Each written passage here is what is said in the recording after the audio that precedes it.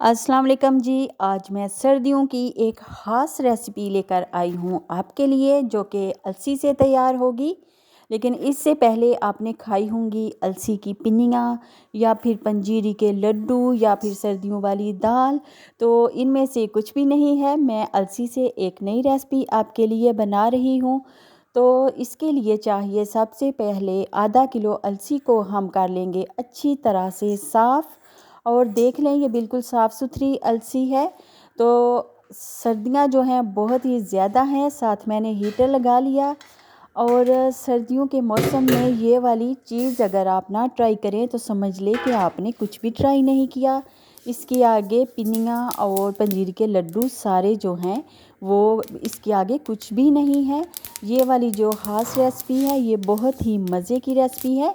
तो हमने आधा किलो अलसी को एक पैन में डाला और इसको ज़रा कुक कर लिया अच्छी तरह से कि अलसी के बीच में से आवाज़ें आने लगी कड़कड़ाने की।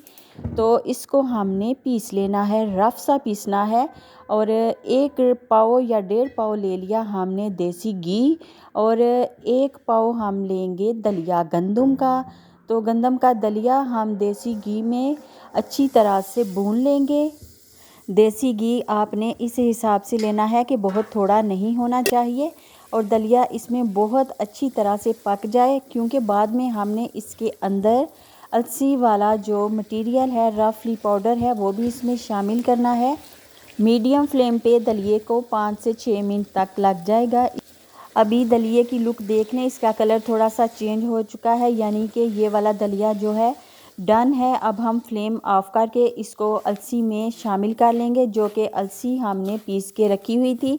अलसी को हमने बहुत ही फाइन पाउडर नहीं बनाना, थोड़ा सा इसको रफली ही पीसना है।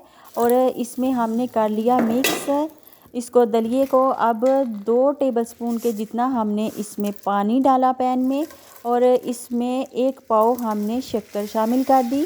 आप अगर चाहें तो शक्कर अपने टेस्ट के अकॉर्डिंग भी शामिल कर सकते हैं, तो ये आपकी मर्ज़ी है। तो मैंने इतनी ही शक्कर डाली क्योंकि इतनी काफ़ी है।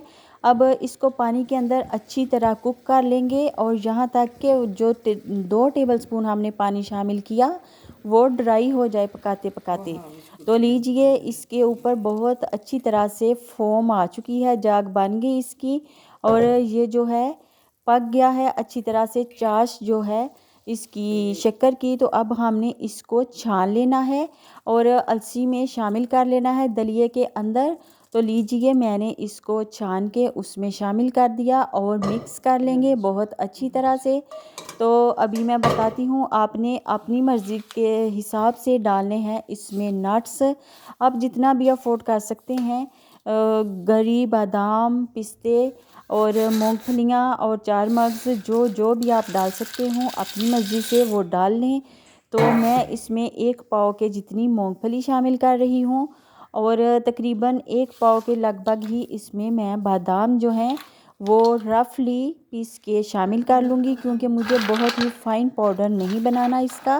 तो मैं बादाम को भी रफली इसमें चॉप करके हल्का हल्का पीस के तो दरदरा सा करके डाल दूँगी। और ये जो मेरी रेसिपी है ये अलसी बना रही हूँ सर्दियों के लिए। ये ना तो पिनिया है और ना ही पंजीरी और ना ही सर्दियों वाली दाल। ये स्पेशल मैंने अलसी बनाई है सर्दियों के लिए। और कमर दर्द का इससे बहुत ही ज़्यादा आराम आ जाता है। अगर आप इस तरह से अलसी को नहीं बना सकते तो भी आप डेली 1 टेबलस्पून अगर अलसी को खा लिया करें तो आपकी कमर दर्द और हड्डियों का दर्द दूर हो जाएगा। अगर आप मछली अफोर्ड नहीं कर सकते तो भी आप उसकी रिप्लेसमेंट में अलसी का 1 टेबलस्पून इस्तेमाल कर सकते हैं। ये बहुत ही अच्छी है, मुफीद है। अलसी जो है, अलसी के अंदर ओमेगा 3 होता है जो कि फ़िश में पाया जाता है। और अलसी जो है बच्चों और बड़ों को सबको कंज्यूम करनी चाहिए। तो लीजिए, ये हमारी अलसी जो है सर्दियों वाली तैयार हो चुकी है। आपने डेली 2 टेबलस्पून दूध के साथ इसका नाश्ता करना है। तो देखिए, आपकी सर्दियों में हड्डियों की दर्दें वगैरह भागती जाएंगी, जाती हुई नज़र भी नहीं आएंगी। तो ये वाली रेसिपी बहुत ही ज़बरदस्त है, आपने इसको लाजमी ट्राई करना है और मुझे देना है फ़ीडबैक।